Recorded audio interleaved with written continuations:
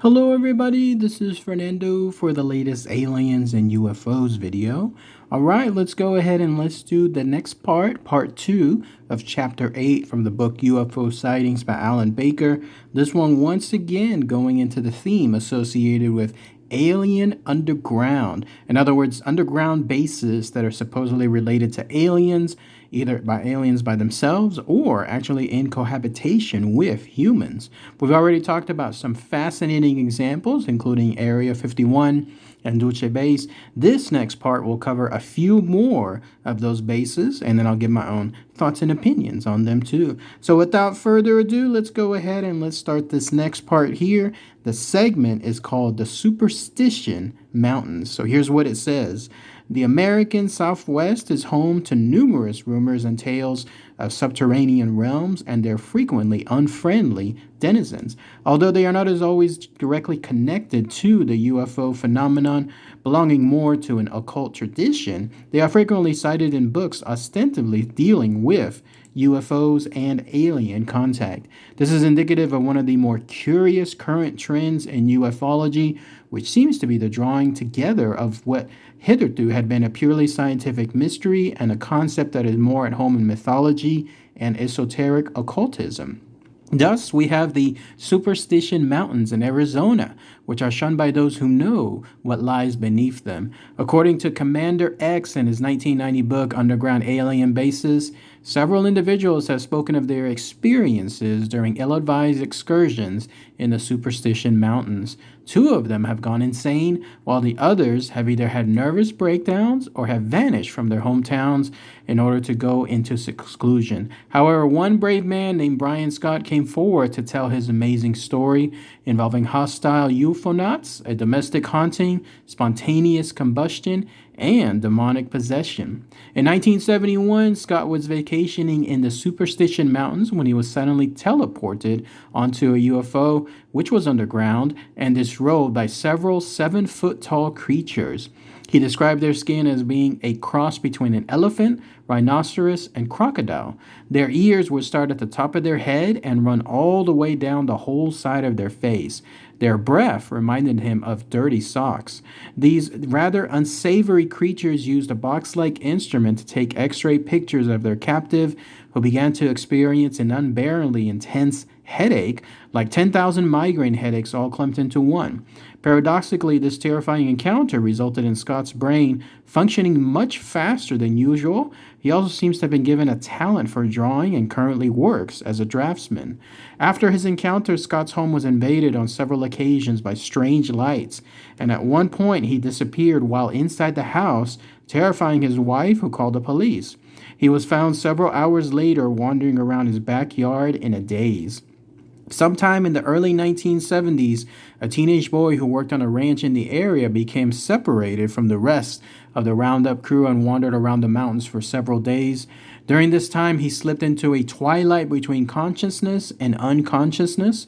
While in this altered state, he became aware of several small men who seemed anxious to help him, giving him directions on how to get back to the ranch. Eventually, he found himself in Gobi, Arizona, 50 miles from where he had become lost.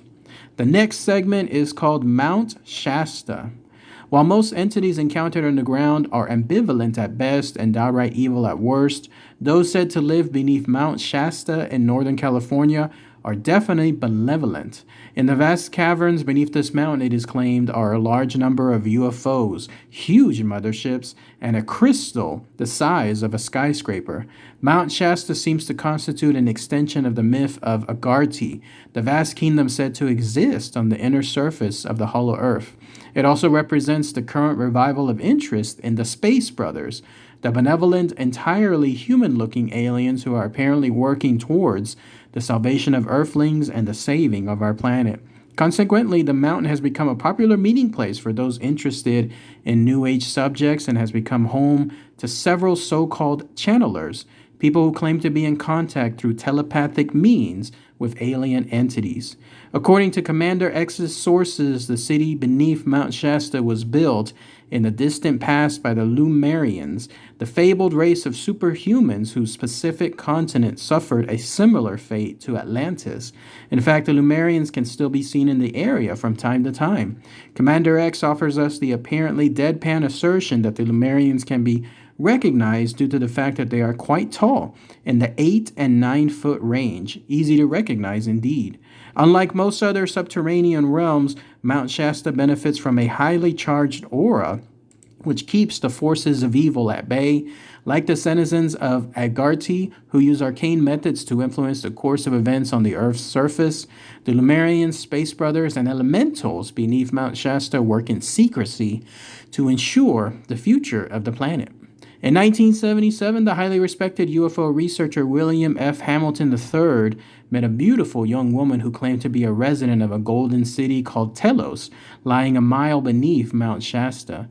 The girl, who called herself Bonnie, described how the Lumerians and Atlanteans had fled underground from the catastrophes that destroyed their homelands, building huge cities within natural cavern systems and connecting them with a worldwide network of tunnels.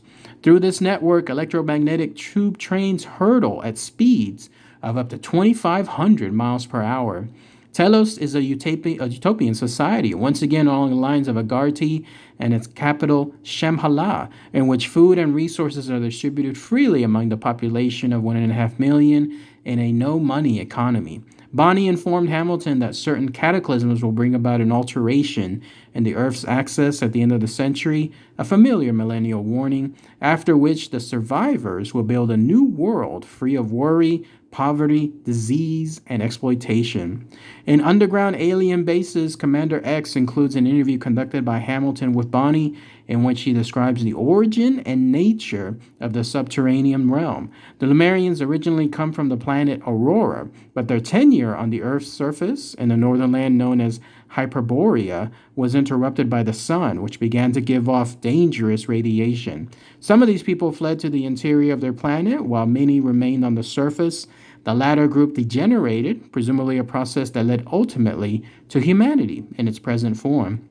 About 25,000 years ago, Atlantis seceded from its motherland, Mu, igniting a war which eventually destroyed the continent. Meanwhile, the Lemurians developed into the Uyghurs, the Nagamayas, and the Quetzalcoatls, and many migrated to North America and Scandinavia, while others went to Central and South America. According to Bonnie, the Toltec Civilizera god Quetzalcoatl was actually a Venusian, while Viracocha, the bearded stranger, who brought so much valuable knowledge to the Incas, was a Lemurian high priest. Atlantis met its fate as a result of unbridled scientific experimentation, especially with monster crystals, which drew power from the Earth's atmosphere and which generated energy which was beyond the scientists' ability to control. However, this power also drives the propulsion systems of the flying discs, which are based on ion mercury engines. These ships can travel at many times the speed of light, reaching the far corners of the universe through hyperspace. According to Bonnie, there are many advanced intelligences near the center of the universe, which she calls the seat of God. And then the next segment is called Brown Mountain. For hundreds of years, Brown Mountain in North Carolina has been the center of much anomalous activity, mainly in the form of strange lights that flit through the air before plunging into the ground. As might be expected, the lights have given rise to numerous legends, one of which involves a battle fought between the Cherokee and the Catawba tribes several centuries ago. It is said that the lights are actually the spirits of the braves from both tribes, which are wandering through the valley in search of their maiden brides. Several residents in the area have taken an intense interest in the lights. Paul Rose, for instance, had his first encounter with them when he was a youngster way back in 1916. He believes that they are intelligently controlled and probably radioactive. He bases this conclusion on an encounter that occurred one night in the late 1950s when two of the lights approached a tower he had constructed for the purpose of observing them. The following day, he became extremely ill.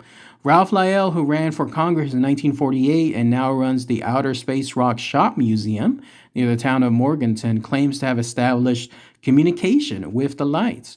After several months of experimentation, Lyell discovered that the lights would answer questions by moving up and down for yes and back and forth for no. Eventually, the lights led Lau to a door leading to the interior of Brown Mountain. Lau followed the lights to a room filled with a crystal-like substance and heard a voice which said, "Do not fear, there is no danger here." The voice then told him that the human race had been created on another planet called Pawam. At some point in the past, our ancestors destroyed Pawam, reducing it to the rubble that now orbits the sun between Mars and Jupiter. The light beings claim to live on Venus, which is a planet of pure crystal, drawing sustenance from a gas called pethine, which they absorbed from light. In October 1962, Lowell accepted the offer of a ride to Venus in a flying saucer, where he met the direct descendants of Pawam, including a beautiful woman named Noma, who was rather fetchingly attired in a matching bra and panties. While on Venus, he was shown images of the destruction of Pawam, followed by that of another Earth-like planet. This was apparently to illustrate the fact that there were certain forces watching the Earth who would decide whether or not to eradicate our world. Lau was also entrusted with the preserved body of a tiny humanoid creature from a distant planet, which he kept in a glass case at the rear of his rock shop.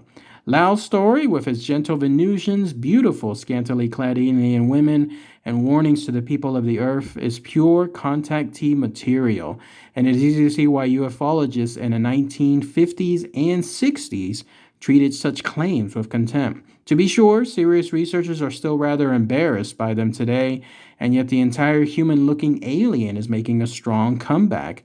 Modern abductees frequently claim contact with such Nordic beings in the course of their involuntary adventures.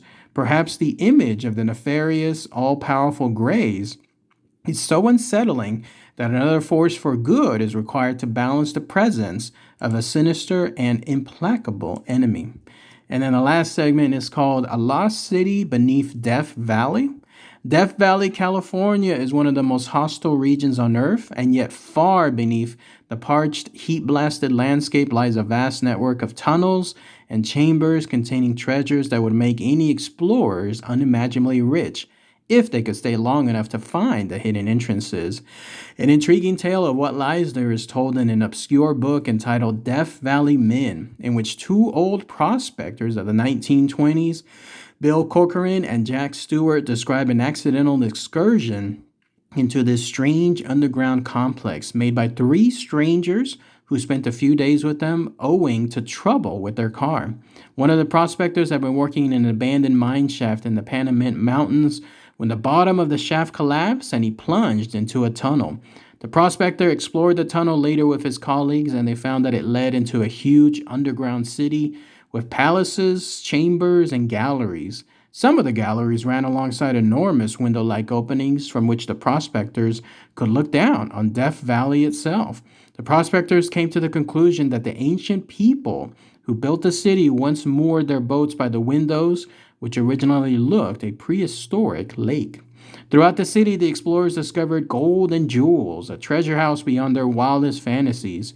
In one enormous room, they found 100 men, dead and mummified, some of whom were sitting around a polished table inlaid with precious gems. At one end of the room was a statue of the man sitting at the head of the table. It was solid gold and stood nearly 90 feet tall. The prospectors informed several academics of their find, and an expedition into the Panamint Mountains was mounted. According to prospector Fred Thomason, we brought out more treasure and buried it close to the shaft entrance to the underground city before we went back to the coast. I persuaded some university officials and some experts from the Southwest Museum to come out here with me. We got up on the Panamint and I could not find the shaft. A cloudburst had changed all the country around the shaft. We were out of luck. The scientists became unreasonably angry with us. They've done everything they can to discredit us ever since. Before the prospectors left the home of Corcoran and Stewart, they said that the windows overlooking Death Valley remained, a means of entrance into the underground city. All an explorer would have to do would be to climb roughly 5,000 feet up the side of the mountains along the west side of the valley. The prospector said that this was precisely their intention. We're going to take out enough gold to finance ourselves, and we'll open that city as a curiosity of the world. Of course, this never happened, and the three prospectors were never seen or heard of again. Perhaps this entire story is spurious. There were never any prospectors, and there is no lost city beneath Death Valley. On the other hand, if anyone reading this has the bright idea of searching for those peculiar windows in the mountainsides, they would perhaps do better to confine their explorations to their armchairs. Death Valley may only be dead on the surface. And then that's it. Let's go ahead and let's pause it here. There's a few more segments to end this chapter, but I'm going to save it for the next parts here. But let's go ahead and at least we'll talk about these particular parts. So lots of things to focus on. First one, the Superstition Mountains. Interesting stuff. Never heard of this one either. Apparently, here you have a situation there in Arizona where people stay away from. Not only are there UFOs, but there's hauntings, spontaneous combustion. That's interesting. And then finally, demonic possession. Yeah, I wouldn't necessarily want to go across something like that. And then the person that was there that was vacationing, who was stating that he found something that was 7 feet tall, cross between an elephant, rhinoceros, and crocodile-like skin, and then took him to area in the UFO and basically kidnap him. It's a scary way to go. Let me know if anyone knows about that Superstition Mountains there in Arizona. I think it might have been featured in the book that I was talking about earlier. I'll check my notes. I'll see if I have it later on. But otherwise, through a mystic glass, see if it was featured there. Next segment, Mount Shasta. Yet another one that I didn't know about. They are apparently in Northern California. So those of you that are there, let me know. But not only that, but UFOs, motherships, like probably from the movies. And then finally, a crystal the size of a skyscraper is there. Isn't that amazing? Not only that, but there's interconnected cities, if you could call it that, that span throughout the entire area there through a network of these tubes. And then also they have electromagnetic trains traveling at 2,500 miles per hour. Crazy stuff. Also, when it got into the realm associated with like the Earth's axis apparently being altered at the end of the century. It's a nice thing about these books that I'm reading in the time of span, because this book was apparently published like in 1999, 1998 or so. Clearly now there's over 20 years later and the Earth is still on its right axis, so it looks like that prediction was wrong. That's the nice thing about time. It basically disproves a lot of things. But yeah, when it got into the other realm involving an alien dressed as a beautiful woman named Bonnie, and she was also in some kind of, like, in other words, panties and bra, definitely made it seem like this was something else, like this was something like straight out of another realm. So interesting stuff, but almost like it was sci-fi related, like a black and white sci-fi movie type stuff. Brown Mountain is North Carolina. Somebody let me know if you're from there too. Seems like it has more Native American ties to it. Well, here you have a situation where these bright lights that are apparently intelligent, the way they answer yes and no by moving up and down or back and forth. Interestingly enough, in a way, that's what we do on our ghost hunts. Whenever we try to communicate with ghosts, it's a simple knock. We knock 1 for yes, 2 for no, and that seems to do the trick whenever it's communicating with ghosts. So seeing this done with aliens, interesting concept on there. And then the last one, Lost City Beneath Death Valley. So yes, the author is right. You do not want to go to Death Valley, the hottest place pretty much here in America. And then, of course, I've talked about it in some of my videos, including those Germans, I believe, the ones that got stuck somewhere in Death Valley and ended up dying really quickly. You do not want to go there, even though there's apparently this realm of lost treasure that was found, gold and jewels, treasure houses, a 90-foot tall solid gold statue of a man. And apparently these prospectors led those scientists, found them, showcased to them the information, and then they left. And then when they came back, everything had shifted, and then it was no longer there. They went back and never to be seen again. There's a lesson in that. There's definitely a reason why it's called Death Valley, keyword death. Even if you're trying to find those windows that apparently overlook Death Valley, that gives you the idea of the location of that underground area. stay away. You do not want to go there. It is heavily risky. You go there at your own life, basically. You better bring a bunch of stuff, a bunch of water, a bunch of shade. Go there at night, stuff like that. But even then, I do not recommend it. All right, everybody, let me know what you guys think. Post those comments below. Take care. Bye.